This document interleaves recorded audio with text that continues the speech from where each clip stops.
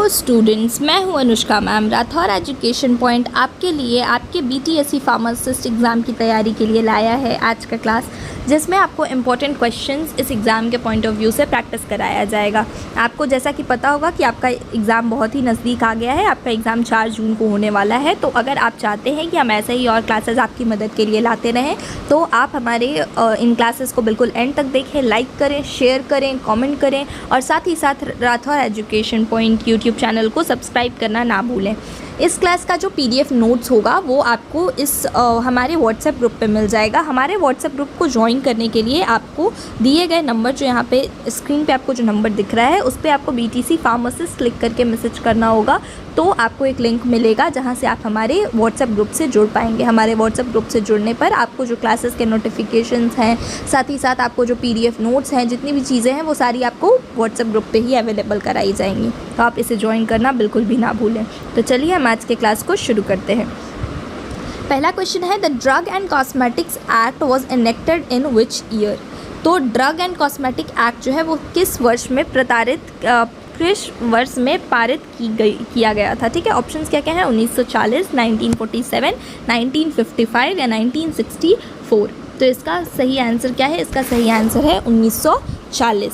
ठीक है, drug and cosmetic act जो है वो 1940 में लागू किया गया था, ताकि भारत में दवाओं और सौंदर्य प्रसाधनों की गुणवत्ता को नियंत्रित किया जा सके और आम जनता को असुरक्षित और मिलावटी दवाओं से बचाया जा सके।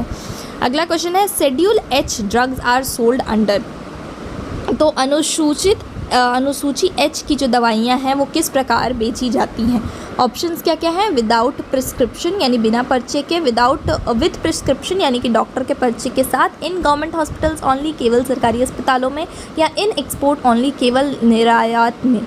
तो इसका सही आंसर है विथ प्रिस्क्रिप्शन यानी कि डॉक्टर के पर्चे के साथ ही इन दवाइयों को शेड्यूल एच के अंतर्गत यानी अनुसूची एच के अंतर्गत जो भी दवाइयाँ आती है उसे सिर्फ और सिर्फ डॉक्टर के पर्चे के साथ ही दिया जाता है। डॉक्टर के पर्चे के बिना ये दवाइयाँ बेची नहीं जा सकती, क्योंकि ये शक्तिशाली दवाइयाँ होती हैं जिनके गलत उपयोग से गंभीर दुष्प्रभाव हो सकते हैं। अगला क्वेश्चन है, the licence to manufacture cosmetic is issued under which rule of drug and cosmetics rule 1945। तो कॉस्मेटिक बनाने के लिए जो licence drug and cosmetic rule 1945 का है, उसके किस नियम के अंतर्गत जारी किया गया था? कॉस्मेटिक बनाने के लिए जो नियम है वो किस रूल के अंतर्गत जारी किया गया था? ऑप्शंस क्या क्या है? रूल 128, रूल 138, रूल 148 या रूल 150। इसका सही आंसर है रूल 150। रूल 150 के अंतर्गत कॉस्मेटिक निर्माण का लाइसेंस जारी किया गया था। इसके लिए लाइसेंसिंग अथॉरिटी को उचित आवेदन और मानकों की पूर्ति ज़रूरी होती है। अगला क्वेश्चन है, which schedule deals with the list of poisonous substances. किस अनुसूची में विषैली वस्तुओं की सूची से संबंधित है? ऑप्शंस क्या क्या है? शेड्यूल एक्स, शेड्यूल जी, शेड्यूल एच या शेड्यूल ई। तो इसका सही आंसर है शेड्यूल ई। शेड्यूल ई जो है इस अनुसूची के अंतर्गत वो दवाओं की सूची होती है जो विषैली होती हैं, जैसे कुछ आयुर्वेदिक औषधियाँ जिनका उपयोग विशेष सावधानी से किया जाता है। अगला क्वेश्चन है, who is controlling authority under the pharmacy act 1948। Pharmacy अधिनियम 1948 के अंतर्गत नियंत्रक प्राधिकारी कौन होता है? ठीक है, ऑप्शंस क्या क्या है? ड्रग इंस्पेक्टर, फार्मासिस्ट, या फिर फार्मेसी काउंसिल ऑफ इंडिया, या फिर स्टेट गवर्नमेंट। तो इसका सही आंसर क्या है? इसका सही आंसर है कि फार्मेसी काउंसिल ऑफ इंडिया जो होता है वो एक वैज्ञानिक निकाय है जो फार्मेसी शिक्षा और पंजीकरण को नियंत्रित करता है। यह फार्मेसी अधिनियम 1948 के तहत स्थापित किया गया था। ठीक है, अगला क्वेश्चन है, what is the punishment of manufacturing spurious drug under drugs and cosmetic act. ठीक है, ड्रग एंड कॉस्मेटिक एक्ट के अंतर्गत नकली दवाइयों का निर्माण की सज़ा क्या है? ठीक है, तो ऑप्शंस क्या क्या हैं? 10,000 फाइन, केवल 10,000 का जुर्माना, या फिर 6 महीने का जेल, या फिर आजीवन कारावास, या फिर 10 साल की जेल और जुर्माना। तो इसका सही आंसर क्या है? इसका सही आंसर है 10 साल की जेल और जुर्माना जो है वो नकली दवाइयों के मैन्युफैक्चरिंग पर अगर कोई ये क्या है, ये गंभीर अपराध माना गया है, और अगर ये अपराध करते कोई भी पकड़ा जाता है तो उसे 10 साल तक की सज़ा और भारी जुर्माना का प्रावधान किया गया है इस जुर्म के लिए। ठीक है, यह सज़ा आजीवन कारावास तक भी बढ़ाई जा सकती है। Schedule Y of the drug and cosmetic rules relates to, ठीक है। तो अनुसूची वाई किससे संबंधित है? ऑप्शंस क्या क्या है? लेबलिंग ऑफ ड्रग यानी ड्रग दवाओं की लेबलिंग, क्लिनिकल ट्रायल्स यानी कि नैदानिक परीक्षण, या फिर पर्चे वाली दवाइयाँ, या फिर मादक पदार्थ। तो इसका सही आंसर है कि अनुसूची वाई जो है वो क्लिनिकल ट्रायल्स यानी कि नैदानिक परीक्षण जो है उसके अंतर्गत जो भी उसके दिशा निर्देश प्रदान के लिए जो भी चीज़ें रूल्स है वो लाई गई हैं शेड्यूल वाई के अंतर्गत। इसमें परीक्षण की नैतिकता, सुरक्षा और प्रक्रियाओं का उल्लेख जो है वो सारी चीज़ें होता है। अगला क्वेश्चन है pharmacy council of India PCI was established in which year? तो फार्मेसी काउंसिल ऑफ इंडिया जो है उसका स्थापना किस वर्ष में हुआ था? ऑप्शंस क्या क्या है? 1945, 1948, 1952 या 1960। तो इसका सही आंसर है 1948 में जो था वो फार्मेसी काउंसिल ऑफ इंडिया का स्थापना हुआ था। अगला क्वेश्चन है under which sections of drug and magic remedies act misleading advertisement is prohibited?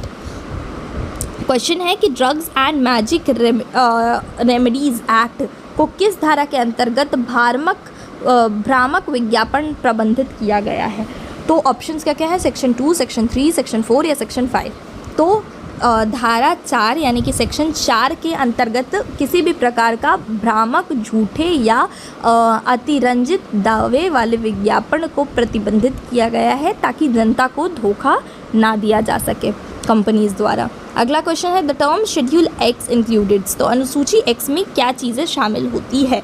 Options है आयुर्वेदिक दवाएं, या फिर सौंदर्य प्रसाधन, या फिर मादक और मानसिक प्रभाव डालने वाले पदार्थ, या फिर पशु चिकित्सा वाली दवाएं। तो इसका सही आंसर है कि नारकोटिक और साइकोट्रॉपिक सब्सटेंसेस यानी मादक और मानसिक प्रभाव डालने वाले जो पदार्थ हैं वो अनुसूची एक्स के अंतर्गत आते हैं। अगला क्वेश्चन है what is the main objective of pharmacy act 1948? तो फार्मेसी अधिनियम 1948 का मुख्य उद्देश्य क्या है? ऑप्शंस हैं दवाओं की कीमत को नियंत्रित करना, regulation of pharmacy education and profession, pharmacy शिक्षा और पेशे का विनियमन, या फिर एक्सपोर्ट ऑफ मेडिसिन दवाओं का निर्यात, या फिर मैन्युफैक्चरिंग ऑफ कॉस्मेटिक्स का निर्माण। तो इसका सही आंसर है कि फार्मेसी शिक्षा और पेशे का विनियमन यानी regulating pharmacy education and profession के लिए फार्मेसी एक्ट 1948 लाया गया था। अगला क्वेश्चन है which one of the following acts regulates the advertisement of drugs? तो निम्न में से कौन सा अधिनियम दवाओं के विज्ञापन को नियंत्रित करता है? ऑप्शंस क्या क्या है? Drug and cosmetic act 1940, pharmacy act 1948, drug and magic remedies objectionable advertisements act 1954, या फिर इंडियन पेनल कोड। तो इसका सही आंसर है drug and magic remedies objectional advertisements act 1954 में लाया गया। ये जो एक्ट था ये विज्ञापनों को नियंत्रित करने के लिए लाया गया था। ठीक है। The term misbranded drug refers to, तो मिस ब्रांडेड दवा किसे कहा जाता है? ऑप्शंस क्या क्या है? Drug that is not branded, drug not labelled properly, बिना ब्रांड की दवा, गलत या अधूरी लेबलिंग वाली दवा, महंगी दवा, या बिना लाइसेंस आयात की गई दवा। तो इसका सही आंसर क्या है कि मिस ब्रांडेड दवा उस दवा को कहा जाता है जिसकी गलत या अधूरी लेबलिंग की गई है, drug not labelled properly. Miss branded दवा वह होते हैं जिनमें लेबलिंग में झूठे दावे, गलत जानकारी या आवश्यक जानकारी की कमी होती है या उपभोक्ता को भ्रमित कर सकती है। अगला क्वेश्चन है which regulatory body is responsible for granting drug manufacturing licences in India? Bharat में दवा निर्माण लाइसेंस जारी करने के लिए जिम्मेदार नियामक संस्था कौन सी है? तो दवा निर्माण के लिए लाइसेंस कौन सा बॉडी जो है, कौन सा एसोसिएशन जो है वो देता है? तो ऑप्शंस क्या क्या है? Central drug standard control organisation यानी CDSCO, pharmacy council of India PCI, या फिर इंडियन मेडिकल एसोसिएशन IMA, या फिर मिनिस्ट्री ऑफ आयुष। तो इसका सही आंसर है central drug standard control organisation यानी कि CDSCO जो है वो देश में औषधियों के निर्माण, गुणवत्ता यानी क्वालिटी और लाइसेंसिंग के संबंधित सभी कार्यों को संचालन करता है। यह भारत सरकार का अधीनस्थ संगठन है। ठीक है। अगला क्वेश्चन है under which schedule are the labelling rules of Ayurvedic drug specified. तो आयुर्वेदिक दवाओं की लेबलिंग नियम किस अनुसूची में दिए गए हैं। ऑप्शंस क्या क्या हैं, शेड्यूल ए, शेड्यूल सी, शेड्यूल डी या फिर शेड्यूल टी। तो इसका सही आंसर है शेड्यूल टी। शेड्यूल टी में आयुर्वेदिक, यूनानी और सिद्ध दवाओं का निर्माण की शुद्धता और लेबलिंग मानकों का विवरण होता है। ठीक है, अगला क्वेश्चन है which act governs the control of narcotic drug in India. ठीक है, भारत में मादक दवाओं के नियंत्रण के लिए कौन सा अधिनियम लागू किया गया, कौन सा नियम लाया गया जिससे मादक दवाओं का नियंत्रण किया गया। तो ऑप्शंस क्या क्या हैं, ड्रग और कॉस्मेटिक एक्ट 1940 या फिर NDPS एक्ट 1985 या फिर फार्मेसी एक्ट 1948 या फिर medical termination of pregnancy act. तो इसका सही आंसर क्या है, इसका सही आंसर है NDPS एक्ट। इसका फुल फॉर्म क्या है, narcotic drug and psychotropic substances act. ठीक है, इसका फुल फॉर्म है, याद रखिएगा, narcotic drugs and psychotropic substances act 1985 में लाया गया था।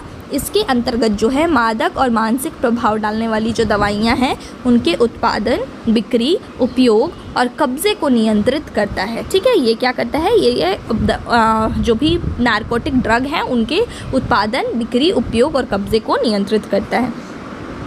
अगला क्वेश्चन है who appoints drug inspectors in India. तो ड्रग इंस्पेक्टर को कौन नियुक्त कर रहा होता है। ऑप्शंस क्या क्या है, pharmacy council of India, state government, central government या फिर इंडियन मेडिकल एसोसिएशन। तो इसका सही आंसर है कि स्टेट गवर्नमेंट जो होता है वो ड्रग इंस्पेक्टर की नियुक्ति करता है जो दवाओं की गुणवत्ता, बिक्री, वितरण और भंडारण की निगरानी करते हैं। ठीक है, अगला क्वेश्चन है schedule G drugs are to be taken. अनुसूची जी की जो दवाइयाँ हैं उनके सेवन कैसे किया जाना चाहिए। क्वेश्चंस है ऑप्शंस हैं विदाउट मेडिकल सुपरविजन, बिना चिकित्सकीय निगरानी या फिर ओनली अंडर मेडिकल सुपरविजन, केवल चिकित्सकीय निगरानी में या फिर ओनली इन हॉस्पिटल्स, केवल अस्पताल में या फॉर वेटिनरी पर्पसेस ओनली, केवल पशु के लिए। तो इसका सही आंसर है कि ये जो अनुसूची जी के अंतर्गत जो विशेष दवाएं आती हैं वो विशेष रूप से वे होती हैं जिनका उपयोग डॉक्टर की देखरेख में यानी कि ओनली अंडर मेडिकल सुपरविजन करना होता है, क्योंकि ये लेबल पर यह चेतावनी भी दी जाती है। अनुसूची जी के अंतर्गत जो दवाइयाँ होती हैं उनके लेबल पर भी ये चेतावनी दी गई होती है। अगला क्वेश्चन है the pharmacy act employs to which part of the India. तो फार्मेसी एक्ट जो है वो भारत के किस भाग में लागू होता है। ऑप्शन क्या क्या है, ओनली नॉर्दर्न टेरिटरीज यानी कि केवल उत्तरी भाग में, केवल केंद्र शासित प्रदेशों में, पूरे भारत में या केवल दक्षिणी राज्यों में। तो इसका सही आंसर है कि द फार्मेसी एक्ट जो था वो पूरे भारत में लागू होता है। ठीक है, अगला क्वेश्चन है which one of the following is an essential qualification to be registered pharmacist in India. ठीक है, तो भारत में एक पंजीकृत फार्मासिस्ट बनने के लिए निम्न में से कौन सी योग्यता अनिवार्य है। ऑप्शंस क्या क्या है, MBBS डिग्री, डी फार्मा और B pharma, BA in biology या फिर 12th पास विथ साइंस। तो भारत में एक पंजीकृत फार्मासिस्ट बनने के लिए बी फार्मा या डी फार्मा जैसे कोर्सेज करने होते हैं। भारत में किसी भी राज्य में फार्मेसी परिषद में पंजीकरण के लिए उम्मीदवार के पास न्यूनतम डी फार्मा या बी फार्मा की डिग्री होनी ही चाहिए। अगला क्वेश्चन है which schedule of the drug and cosmetic rules deals with good manufacturing practices GMP। ठीक है, तो ड्रग एंड कॉस्मेटिक नियमों की कौन सी अनुसूची अच्छे निर्माण प्रथाओं यानी GMP से संबंधित है। ऑप्शंस क्या क्या है, अनुसूची M, अनुसूची H, अनुसूची Y या अनुसूची X। तो इसका सही आंसर क्या है, इसका सही आंसर है अनुसूची M। शेड्यूल M जो है उन मानकों को दर्शाता है जिनका पालन दवा निर्माण इकाइयों को करना होता है ताकि उत्पाद गुणवत्ता और सुरक्षा सुनिश्चित की जा सके। ठीक है, अगला क्वेश्चन है what is the minimum qualification required to become a drug inspector in India. तो जैसा कि अभी हमने देखा कि ड्रग इंस्पेक्टर जो होता है वो दवा का जो क्वालिटी होता है या दवा का जो भंडारण होता है, दवा का विक्रय जो होता है या फिर दवा को जो बांटना होता है वो सारी चीज़ों को मैनेज करता है। ठीक है, और उसको कौन जॉब देता है, कौन नियुक्त करता है, तो स्टेट गवर्नमेंट करता है। अब अगर ड्रग इंस्पेक्टर बनना हो किसी को तो उसके लिए उसके पास क्या सबसे मिनिमम न्यूनतम योग्यता होनी चाहिए। ठीक है, ऑप्शंस क्या क्या है, MBBS डिग्री, बी फार्मा की डिग्री, 12th साइंस या फिर MSc केमिस्ट्री। तो इसका सही आंसर है कि उसके पास बी फार्मा की डिग्री होनी चाहिए, तब वो ड्रग इंस्पेक्टर बनने के लिए एलिजिबल होता है, यानी कि उसके पास मिनिमम वो डिग्री होनी ही चाहिए और साथ ही साथ कुछ वर्षों का अनुभव या प्रतियोगी परीक्षा उत्तीर्ण करना भी आवश्यक होता है। अगला क्वेश्चन है which section of the pharmacy act defines the term pharmacist. तो फार्मेसी अधिनियम में कौन सा धारा फार्मासिस्ट शब्द को परिभाषित करता है? ऑप्शंस क्या क्या हैं? सेक्शन 2 का ई, या फिर सेक्शन 4, या फिर 10, सेक्शन 10, या फिर सेक्शन 12। तो इसका सही आंसर है कि सेक्शन 2 का ई जो है वो फार्मेसी अधिनियम का धारा 2E जो है वो फार्मासिस्ट की परिभाषा इसमें दी गई है, अर्थात यह वह व्यक्ति जो राज्य फार्मेसी परिषद में पंजीकृत होता है। ठीक है। अगला क्वेश्चन है which of the following deals with Ayurvedic and Unani drug under the drug and cosmetic act. तो ड्रग और कॉस्मेटिक एक्ट के अंतर्गत आयुर्वेदिक और यूनानी दवाओं में कौन संबंधित है? अध्याय 4, अध्याय 3A, अध्याय 1 या अध्याय 5। तो ड्रग एंड कॉस्मेटिक एक्ट में के अध्याय 3A यानी कि चैप्टर 3A में भारतीय पारंपरिक चिकित्सा जैसे कि आयुर्वेद, सिद्ध या फिर यूनानी दवाओं से संबंधित विनियमों का वर्णन है। ठीक है। अगला क्वेश्चन है what is the maximum penalty for violating provisions under NDPS act. ठीक है। तो NDPS अधिनियम के उल्लंघन पर अधिकतम सज़ा क्या हो सकती है? तो NDPS क्या होता है ये भी हमने ऊपर देखा। तो NDPM का जो अधिनियम है उसके उल्लंघन पर अधिकतम सज़ा कितनी हो सकती है? तो NDPS एक्ट के तहत यदि कोई व्यक्ति दोहराव या भारी मात्रा में मादक दवाओं से संबंधित अपराध करता है तो उसे मृत्यु दंड तक दिया जा सकता है। यह अधिनियम बहुत सख्त है। तो इससे में अधिकतम सज़ा जो होती है वो डेथ पेनल्टी यानी कि मृत्यु दंड तक होती है। ठीक है। तो आज की क्लास में हम सिर्फ और सिर्फ इतने ही क्वेश्चंस को प्रैक्टिस करने वाले हैं। ये सारे क्वेश्चंस बहुत ही इंपॉर्टेंट है। आई होप कि आपको ये क्वेश्चंस अच्छे लगे हों, ये क्लास अच्छा लगा हो। अगर आपको ये क्लास अच्छा लगा तो आप वीडियो को लाइक करना बिल्कुल भी ना भूलें। आप हमें कमेंट करके बता सकते हैं। आपका रिस्पॉन्स ही डिसाइड करेगा कि ऐसे और क्लासेस ला करके राठौर एजुकेशन पॉइंट आपकी मदद करेगा या नहीं। तो आप कमेंट करके हमें अपनी ओपिनियन यानी अपनी राय ज़रूर से ज़रूर दें। आप हमारे वीडियोस को शेयर कर सकते हैं और राठौर एजुकेशन पॉइंट चैनल को सब्सक्राइब करना बिल्कुल भी ना भूलें। आप अगर हमारे व्हाट्सएप ग्रुप से जुड़ना चाहते हैं तो आप हमारे नंबर पे जो कि है 9113575606 इस नंबर पे व्हाट्सएप करें और BTSC फार्मासिस्ट क्लिक करके तो आपको हमारे व्हाट्सएप ग्रुप पे ज्वाइन करा दिया जाएगा। इस क्लास का जो PDF है वो भी आपको व्हाट्सएप ग्रुप पे मिल जाएगा। Thank you so much.